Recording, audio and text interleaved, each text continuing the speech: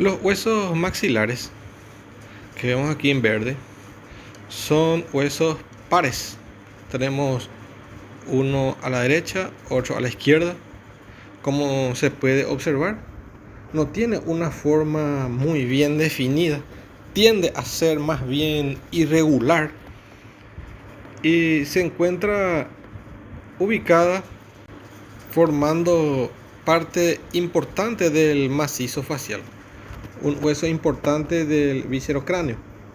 Podemos decir también que el hueso maxilar, los maxilares, contribuyen a formar, por ejemplo, parte de la cavidad orbitaria, en este caso el piso, también las fosas nasales, sus paredes laterales, así también como parte de su piso.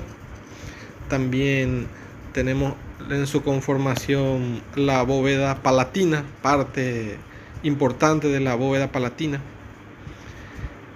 También tenemos la conformación de la fosa infratemporal. Podemos mencionar también que los maxilares, conjuntamente con los dientes, forman una articulación particular clasificada como articulación fibrosa alveolo-dentaria, denominada también gonfosis. También podemos decir que el maxilar está formado por tejido óseo compacto, pero tiene algunos islotes, algunas pequeñas islas de tejido óseo esponjoso, por ejemplo en la base de la apófisis frontal, aquí. También podemos localizar en los rebordes alveolares, que sería esto el borde inferior del maxilar. Es allí entonces donde encontramos esos restos de tejido óseo esponjoso. También podemos observar internamente que el hueso maxilar presenta un orificio, un hiato, y dentro de él una cavidad casi piramidal denominada seno maxilar, que es una cavidad de ampliación neumática que contiene aire y en su interior está tapizada por mucosa de las fosas nasales o pituitarias. También podemos decir que la mucosa que recubre a la pared interna del seno maxilar, que dijimos que era de naturaleza respiratoria, mucosa nasal o pituitaria, también recibe el nombre de membrana de Schneider. El hueso maxilar es accesible a la palpación. Por ejemplo, se puede palpar aquí en el borde anterior de la apófisis frontal. También podemos palpar parte del hueso maxilar en la parte medial del reborde orbitario inferior. También es accesible por vía nasal a través de la rinoscopía, la cara medial, y también es accesible desde la cavidad oral, donde vamos a observar aquí la cara inferior de la apófisis o proceso palatino. También vamos a decir que los maxilares se desarrollan a partir del brote yugal del arco branquial correspondiente.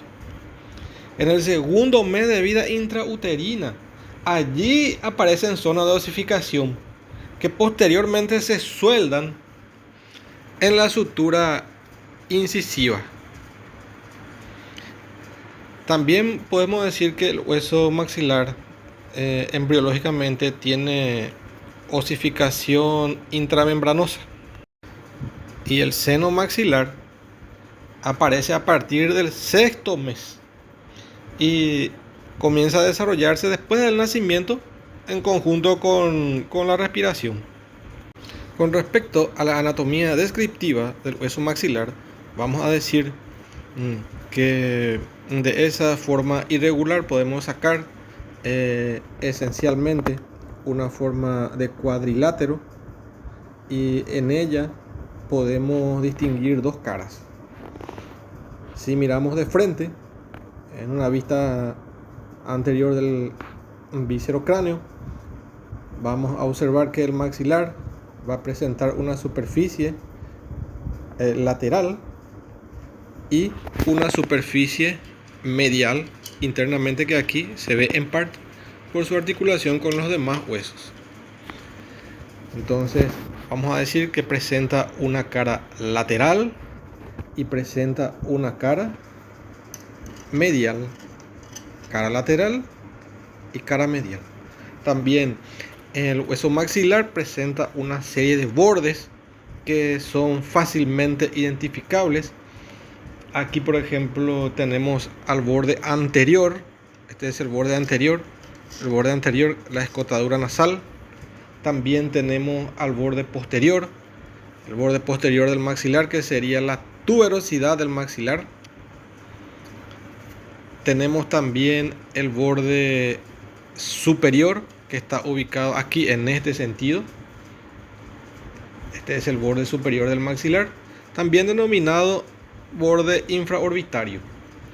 Y por último, tenemos aquí abajo el borde, podemos marcar acá, este es el borde alveolar, o también denominado borde inferior. Entonces tenemos la cara lateral, tenemos la cara medial aquí por dentro, el borde anterior, borde superior, tenemos allá atrás el borde posterior, que sería la tuberosidad, parte de la tuberosidad, el borde inferior o alveolar.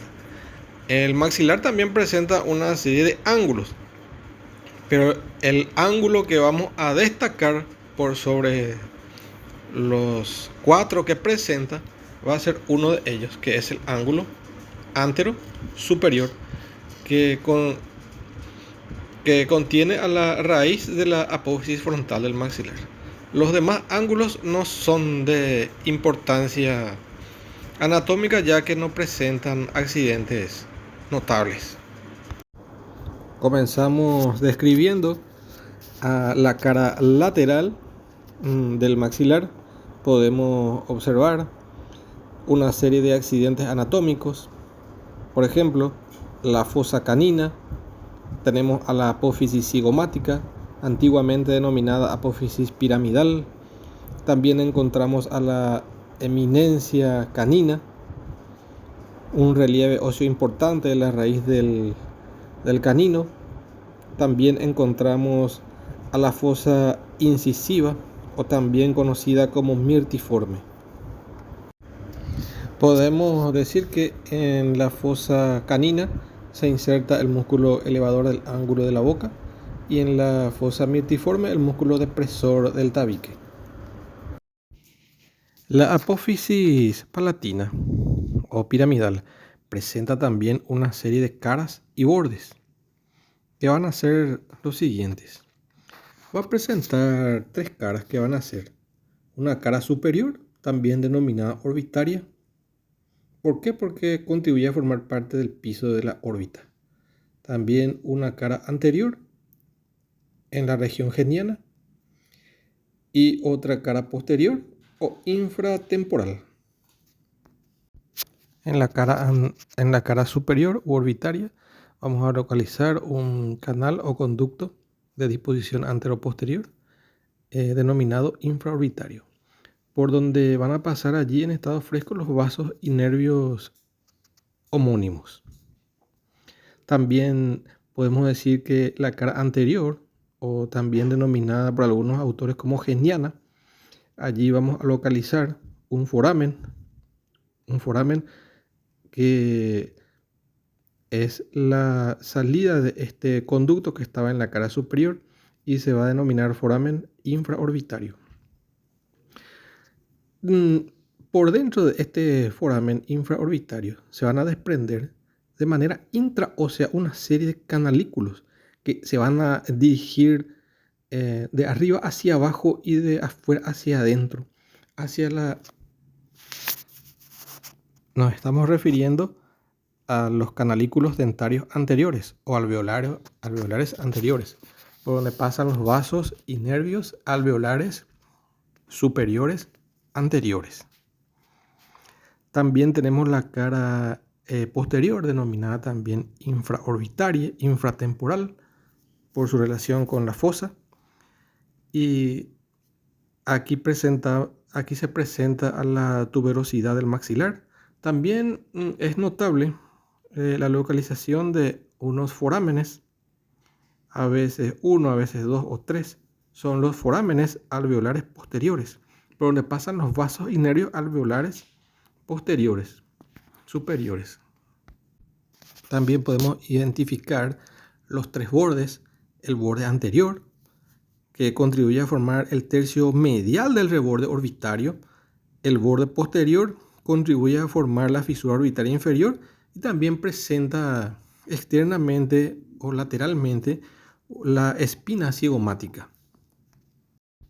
Finalmente localizamos al borde inferior, que es cóncavo, es grueso y desciende aproximadamente a la altura del primer o segundo molar superior. También es importante destacar que estos son todos los elementos que localizamos en la cara lateral del maxilar. La cara medial del maxilar podemos hacer una división arbitraria, podemos dividir en tercios y podemos decir que, o en cuartos, por ejemplo, que de la unión de los tres cuartos superiores y de la unión del cuarto inferior se desprende una lámina ósea delgada pero resistente, de disposición horizontal, que es la apófisis o proceso palatina. Esta apófisis o proceso palatina es muy importante debido a que presenta una serie de accidentes anatómicos muy importantes para el odontólogo, especialmente para el cirujano. La apófisis palatina va a presentar también caras, va a presentar bordes, pero antes de hacer esa descripción tenemos que hacer notar la presencia de la apófisis palatina en esta cara medial, y vemos que esos tres cuartos superiores forman una porción bastante extensa y se la va a denominar porción suprapalatina. Y la porción que está por debajo, el un cuarto que queda, es la porción infrapalatina. La apófisis palatina presenta una cara superior. Esta cara superior, por ejemplo, tiene una concavidad antero-posterior, que posteriormente se continúa con el palatino hacia atrás y contribuye a formar la parte anterior del piso de la cavidad nasal o de las fosas nasales. Y la cara inferior contribuye a formar esos 2/3 anteriores de lo que sería el paladar óseo o la bóveda palatina. Es ligeramente cóncava, presenta una serie de irregularidades en esta cara. También va a presentar una serie de bordes, 4 bordes: un borde anterior, un borde posterior que va a ser casi recto con algunas irregularidades y se va a articular con el borde anterior de la lámina horizontal del hueso palatino. Lateralmente se confunde con la porción, con la cara medial del hueso maxilar, y medialmente vamos a observar que la apófisis, el borde del lado opuesto, se articula con este. Y este borde medial es muy importante porque al unirse forma una serie de elementos. Por ejemplo, en la parte anterior tenemos la cresta nasal. Tenemos también más adelante la espina nasal anterior, o antiguamente denominada también antero-inferior, y el conducto incisivo, o también denominado antiguamente como palatino anterior, por donde los vasos y nervios nasopalatinos. Luego tenemos la porción suprapalatina, o los 3 cuartos superiores que había dicho anteriormente. Aquí vamos a observar una serie de elementos anatómicos. Por ejemplo, tenemos al surco lagrimal, tenemos a la apófisis o proceso frontal, tenemos también a la cresta de la concha, antiguamente denominada cresta turbinal, y también la cresta del etmoides. Entre ambas crestas es digno destacar de que existe una superficie plana, ligeramente cóncava, que por atrás se comunica con las fosas nasales y se denomina atrio o atrium. Otro accidente importante, muy notable en un maxilar desarticulado, es el hiato maxilar, el orificio de entrada al seno maxilar. Es importante destacar que este hiato maxilar en el cráneo articulado está muy reducido porque le tapan a este orificio 4 huesos. Enfrente tenemos al hueso lagrimal, atrás el palatino, abajo el cornete nasal inferior y arriba los laberintos etmoidales. También en esta parte se puede observar un poco por detrás del hiato maxilar, de manera inconstante, una pequeña fisura denominada fisura palatina. También podemos observar al cornete lagrimal un poco más arriba y por delante del hiato del seno maxilar. También podemos observar arriba las hemiceldillas, que se complementan con algunas hemiceldillas que se encuentran en los laberintos etmoidales y forman esos pequeños senos etmoido-maxilares. Y por último tenemos la porción infrapalatina del 1/3 inferior, que contribuye a formar gran parte de la bóveda palatina en su parte anterior y lateral. Ahora nos vamos a los bordes, pero del maxilar, y va a presentar 4 bordes. Presenta un borde anterior que contribuye a formar la escotadura nasal, un borde posterior que es la tuberosidad del maxilar, un borde superior que habíamos dicho que se denomina también infraorbitario por su localización. Es importante destacar que este borde se articula con 3 huesos, con el lagrimal por delante, con el etmoides en el medio y con el palatino por detrás. Y finalmente tenemos el borde inferior, que es denominado también alveolar. Este borde inferior, o también podemos llamarle reborde alveolar, presenta una serie de huecos que le vamos a denominar alveolos. Los alveolos para las raíces de los dientes anteriores son alveolos simples, no hay una tabicación o división. Pero sin embargo para las raíces de los dientes posteriores, ahí vamos a observar que los alveolos están tabicados por dentro. En el caso del maxilar, vamos a observar que presenta 3 subdivisiones cada alveolo correspondiente a los molares. La porción ósea que está dividiendo alveolos contiguos se denomina también cresta interalveolar o interseptum. Y los tabiques interradiculares que se encuentran dentro del alveolo separando las raíces de los dientes, de los molares, es lo que se conoce con el nombre de septum. Con respecto a los ángulos del maxilar, tenemos uno solo de ellos que es de importancia, que es el anterosuperior, donde se encuentra la raíz de la apófisis frontal, o antiguamente también llamada ascendente. Ese es el único de importancia, ya que es el único que presenta este tipo de detalle anatómico relevante.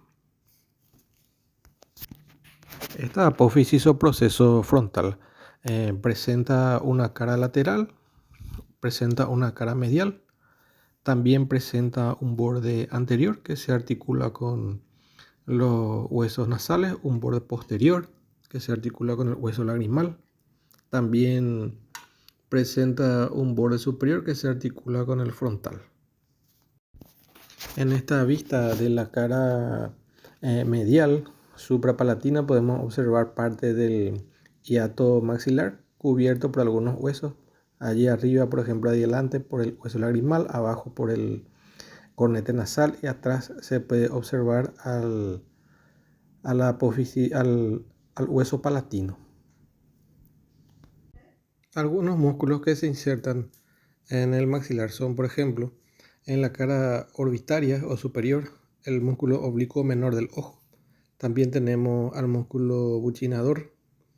Tenemos también otros músculos acá cerca de la apófisis frontal, tenemos el elevador común, tenemos el elevador propio. Algunas fibras del músculo macetero también llegan a la cara anterior o geniana y varios fascículos del músculo nasal. Podemos observar también que el hueso maxilar tiene una serie de conexiones. Se articula con el frontal, con el hueso nasal, con el lagrimal, con el etmoides, con el cigomático. También se articula con el vómer, con el cornete nasal inferior. También se articula con el palatino. Y por supuesto no podemos olvidar el maxilar del lado opuesto.